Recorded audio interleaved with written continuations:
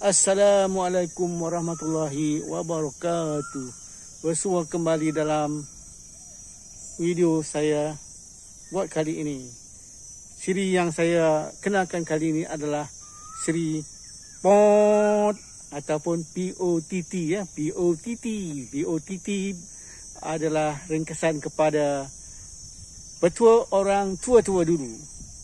Jadinya di sini saya nak memperkenalkan kegunaan beberapa jenis rumpai ataupun rumput ataupun pokok yang biasa kita jumpa di dalam hutan ataupun di dalam ladang-ladang ya. Jadi kita boleh gunakan untuk atau kita boleh manfaatkan untuk bila kita dalam kecemasan. Okey, saksikan seterusnya. Okey, ini adalah pokok rumput kapal terbang. Jenis pokok renek dan biasa kita jumpa di ladang-ladang ataupun di kebun-kebun kita.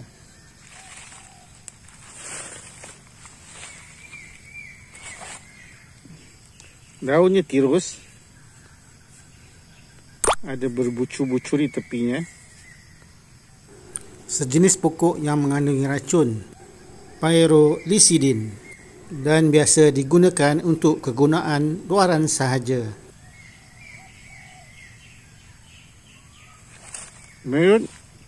Mengikut pandangan orang tua-tua, pokok ini amatlah berguna terutama apabila kita berada di dalam hutan ataupun di ladang-ladang. Ia antara kegunaannya adalah boleh mengubati luka ataupun pengeluaran darah yang sukar untuk berhenti dengan cara kita mengambil daunnya ini dan kita lumatkan atau kita gintir-gintir hingga lumat dan mengeluarkan air dan kita tampalkan di bahagian yang luka. Manakala bagi ibu-ibu yang baru lepas bersalin, ia boleh dijadikan herba mandian atau wap bagi ibu-ibu lepas bersalin ini mendapat rawatannya. Dan bagi petani-petani yang menanam buah-buahan seperti pisang dan lain-lainnya, ia boleh mempercepatkan proses pemeraman buah di mana kita akan letakkan pokok-pokok ini atau daun-daun tanaman ini pada bakul pemeraman. Di samping itu, ia juga boleh digunakan sebagai ubat untuk mengelakkan bayi daripada kembung dengan cara meramas-ramaskan daun ini hingga berbuih dan tampalkan di perut bayi tersebut dan balutkan dengan barut. Ia juga boleh digunakan untuk mengubat penyakit gatal-gatal dengan cara yang sama, iaitu meramas-ramaskannya dan menampal pada atau memberikannya kepada tempat yang gatal tersebut. Ingat ya penonton semua, pokok ini adalah jadi jenis yang beracun. Pastikan gunakan untuk kegunaan luaran sahaja, tidak dimakan dan sebagainya. Itulah sebahagian daripada manfaat daripada pokok kapal terbang ini. Ini pula rumput Israel ataupun Acacia giganta. Sebab apa dipanggil rumput Israel? Kita dengar penerangan ini. Selalu tumbuh di kawasan yang baru dibersihkan. Buat Israel katakan degil, susah nak bunuh dia, susah nak hapuskan dia. Itu sebabnya nama rumput Israel. Ni bunga dia. Okey, yang ni dia punya buah dia. Bila dia dah kering, dia akan jatuh dan akan tumbuh semula. Ya, kita tengok daun dia macam ni. Nampak sedap dibuat sayur.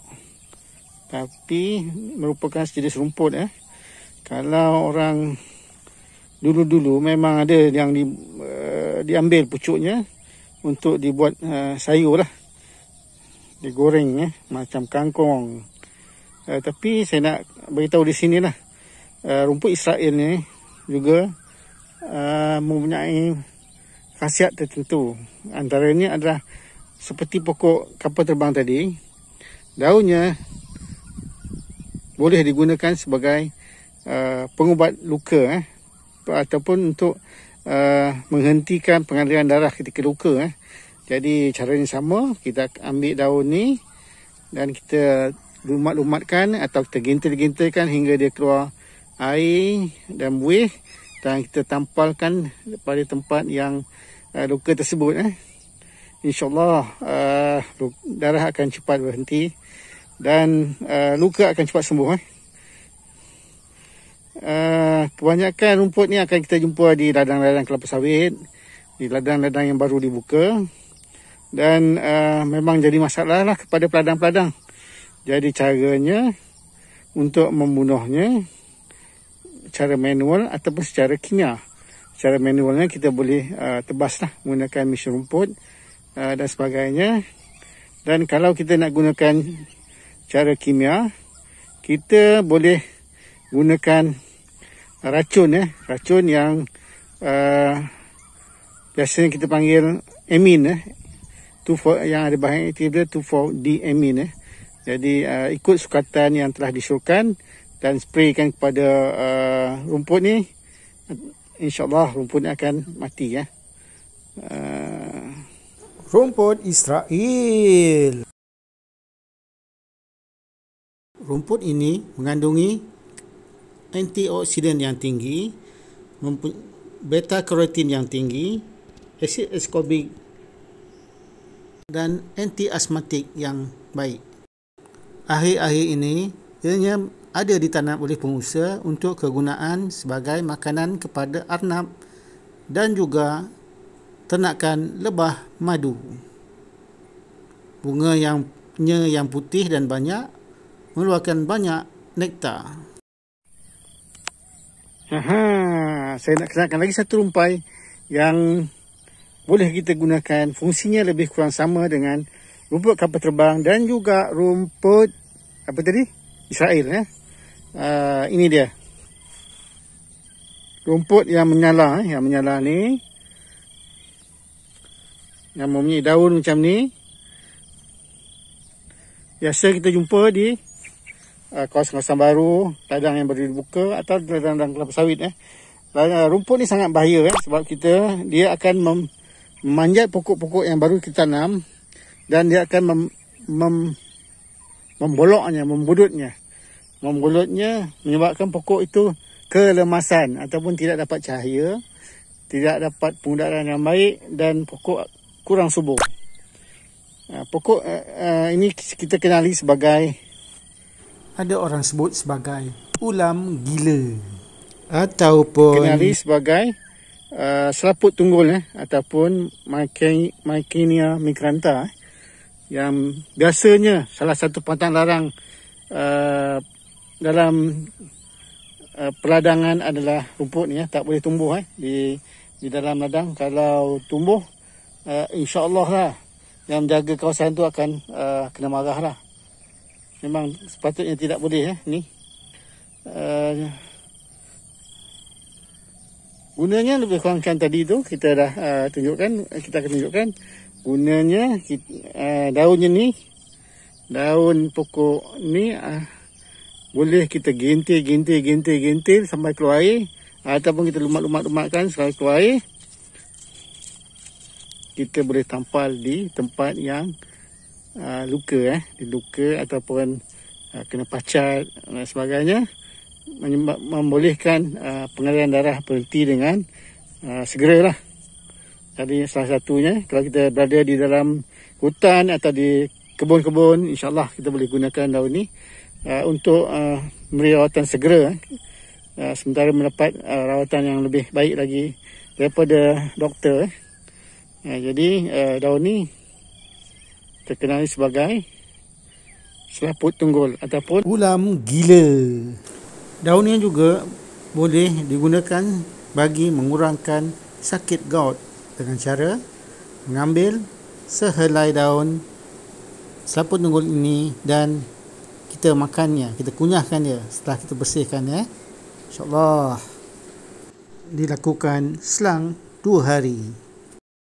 Dia juga boleh digunakan sebagai ubat gastrik dengan cara membuat ulam pucuknya.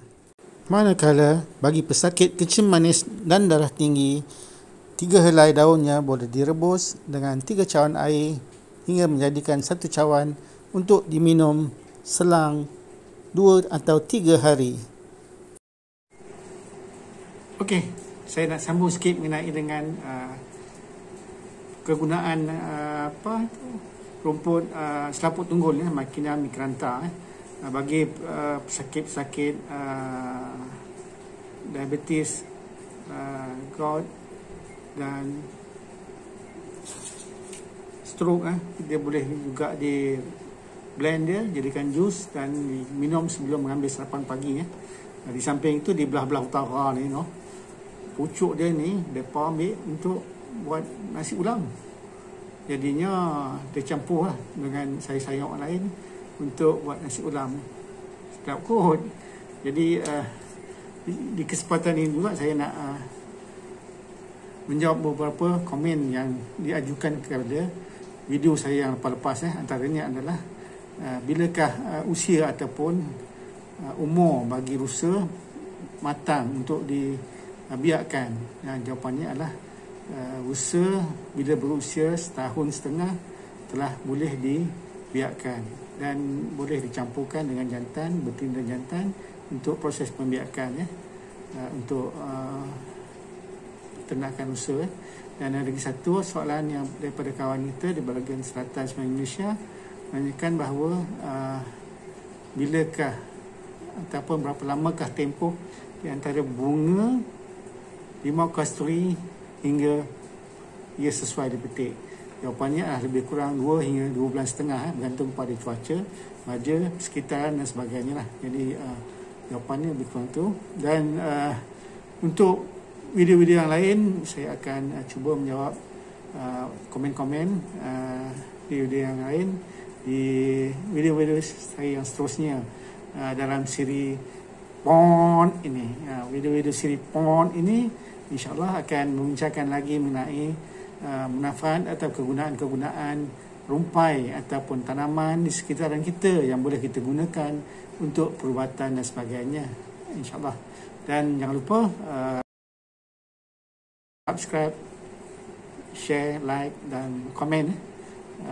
Terima kasih kerana menonton video saya dan saya harap ia mendatangkan manfaat kepada anda semua. Terima kasih.